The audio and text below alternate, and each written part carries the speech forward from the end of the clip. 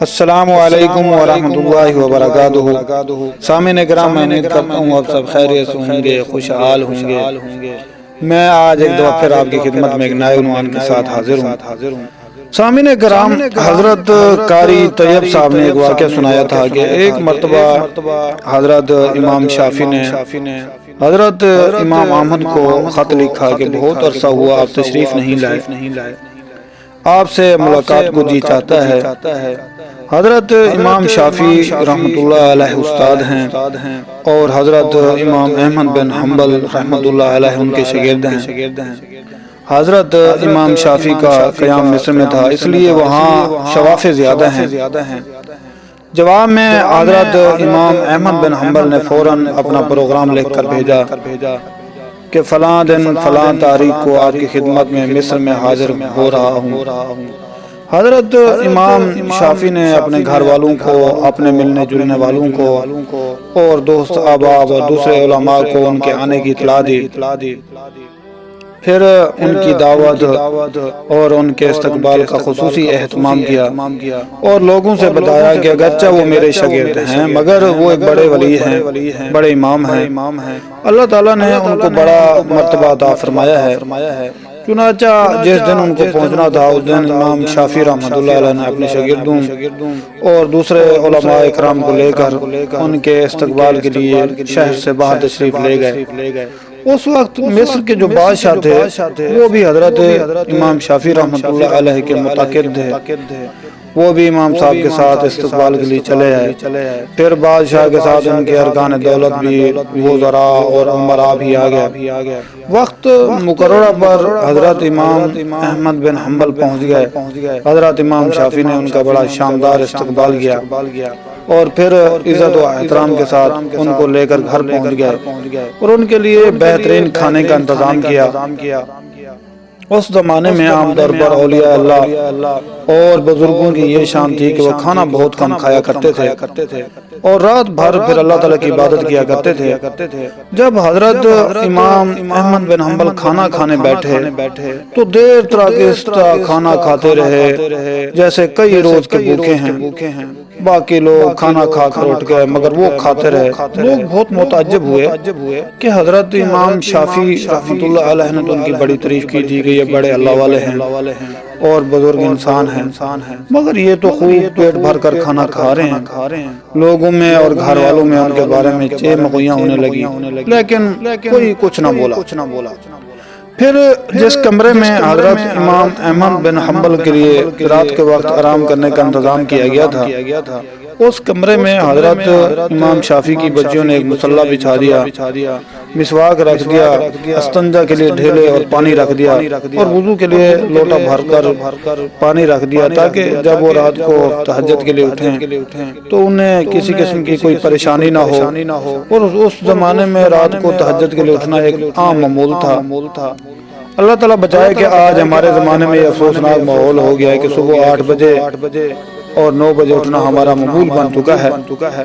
اس زمانے میں تو عام لوگ بھی تہجد کی نماز بڑے وثوق سے ادا کیا کرتے تھے اور قائم اللیل ہوا کرتے تھے اور جو علماء اور صلح تھے وہ تو رات کے وقت عبادت ہی کیا کرتے تھے۔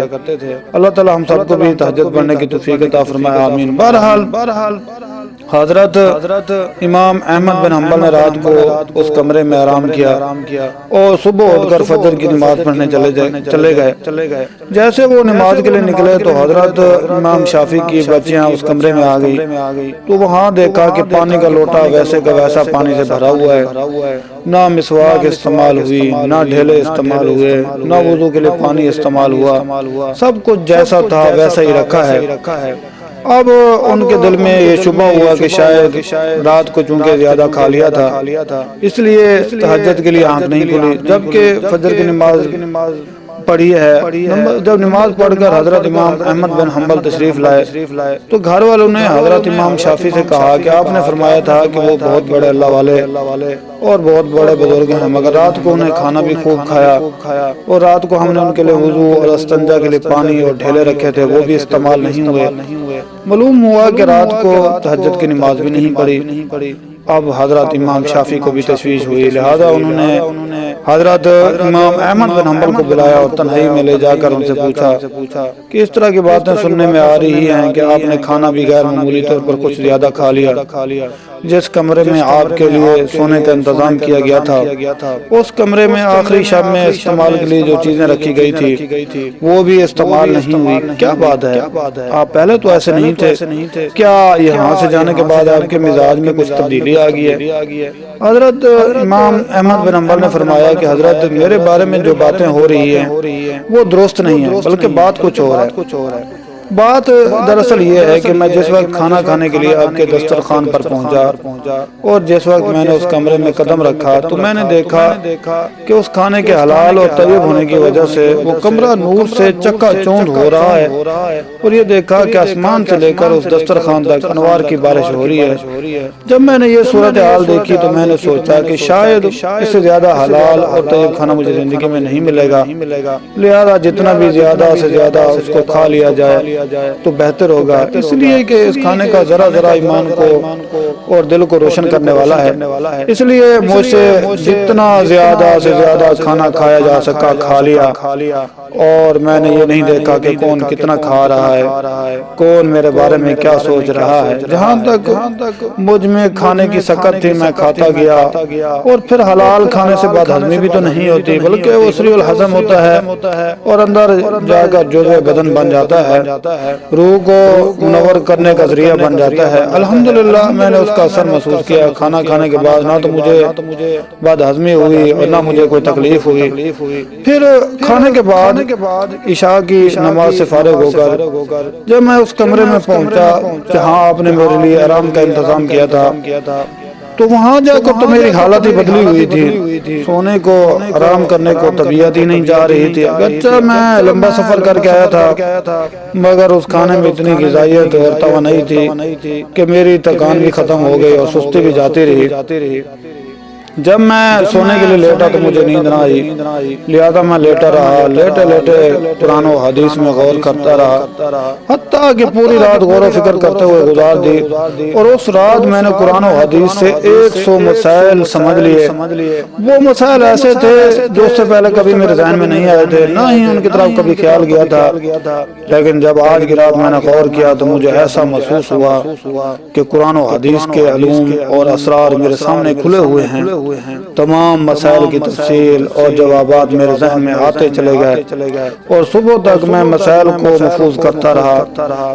اس حالت میں صبح ہو گئی۔ یہ سب آج کے کھانے کا اثر تھا جو رات بھر میں نے محسوس کیا، اس لیے تہجد کے وقت نہ لوٹا استعمال کرنے کی ضرورت پیش ہوئی، نہ مسواک کی ضرورت پیش آئی، اور نہ ہی عشاء کا وضو میرے لیے ٹوٹا تو وہی فجر میں بھی کام آیا۔